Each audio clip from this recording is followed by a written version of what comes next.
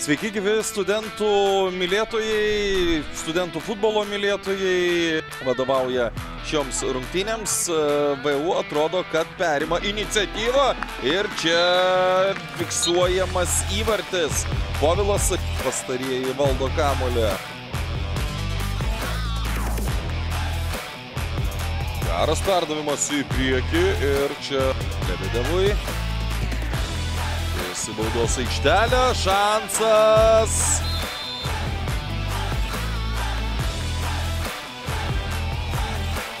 Kokia klaida, šansas ir Kelimavičius. Jo perdavimas į baudos aikštelę ir dar vienas Vilniaus universiteto futbolininkų klaidų. Galimybė lyginti rezultatas, smūgis nepavykęs.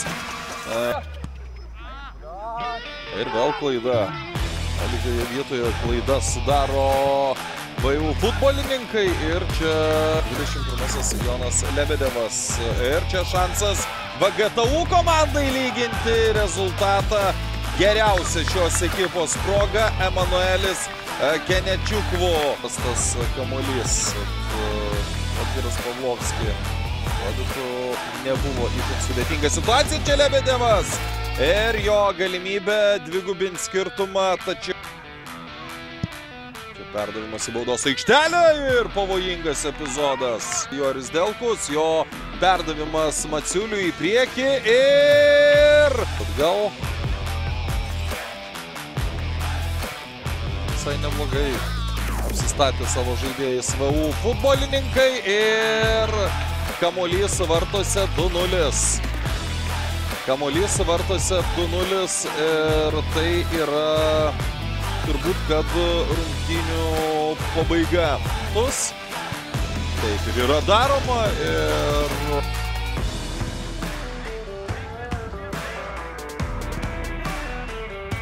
perdavimas į baudos aikštelę ir Deividas Maciulis 3-0. Tai galbūt nėra teisinga, bet Deivido Maciulio įvartis yra pats gražiausias šiose rungtynėse. Ir jis yra toks rezultatas, kuris Vilniaus universitetą visiškai tenkina. Rimai, visada pirmos rungtynės būna šiek tiek sunkesnės dėl treniruočių stygiaus, dėl komandos pažinimo. Ar šios pirmos rungtynės labai skiriasi nuo įprastų pirmų rungtynių ar ne? Na, jūs gerai pasakėt, kad pirmos rungtynės jos visos panašiai būna vienodos, sunkios. Jeigu pirmas kėlinys dar buvo toks nieko, tai antram kėlinį jau matėsi, kad sunkiai judam. Tai aišku, kai kurie pradėjo treniruotis vėliau, grįžo iš užsienio, čia studentai yra, įstojo pirmakursiai, nelabai mes juos dar pažįstam, ten maksimum kažkur gaunasi apie 3 savaitės treniruočių. Tai natūralu tas yra. Aišku, viskas su kiekvienom rungtynėm keičiasi ir aš manau, kad darydinėsim. Prie 1-0 Vilniaus Tech komanda turėjo ne vieną šanselį išlyginti rezultatą. Gynyba kažkur nebuvo tokia tvirta. Kur priežastis? Tų pačių treniruočių trūkumo? Na, matomai, tų treniruočių trūkumas.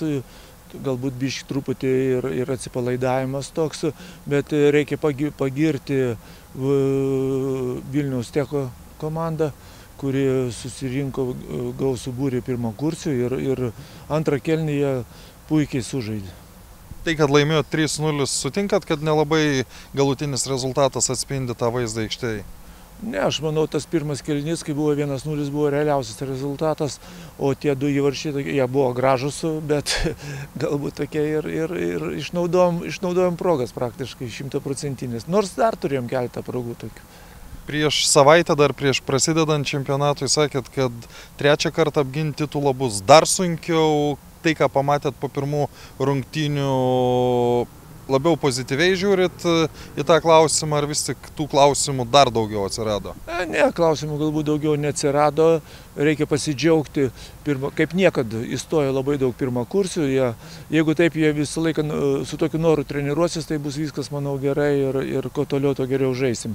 Nes iš tikrųjų gausus būrys įstojo, ir iš Šiaulių įstojo 3 vaikinukai, įstojo iš Vilniaus labai didelis būrys, kaip niekad, iš Vilniečių tiek nebūdavo.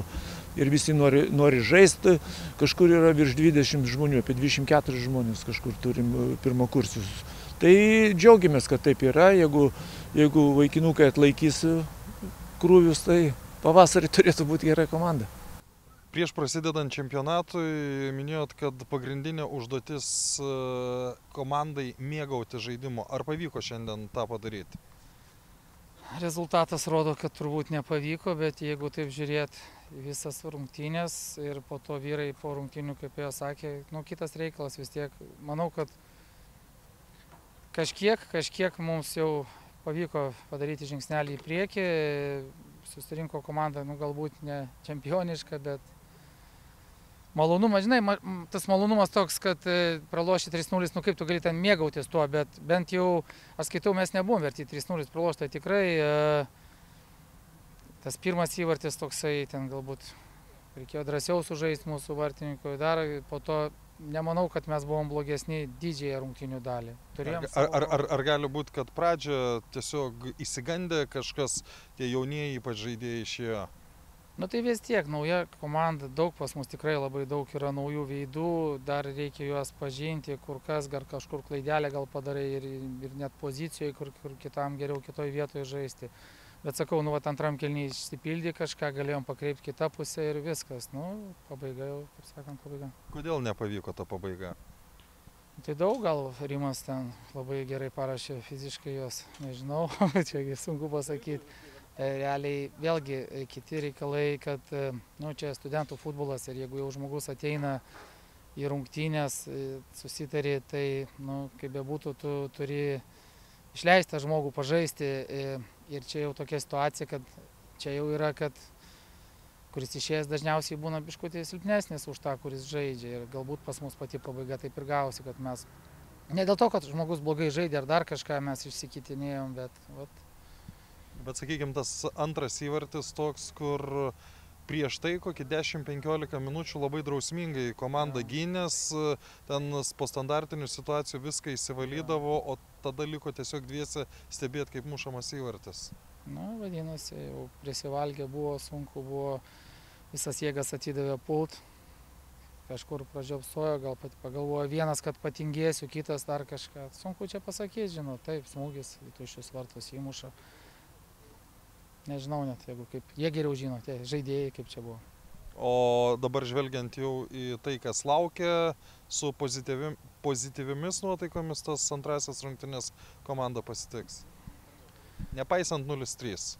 Nežiūrime tą rezultatą, viskas tvarkoja, vyrai normalūs, darbštus, stengiasi, eisim, kovosim su kitais. Kažkada tai mums nusišypsos laimėgi.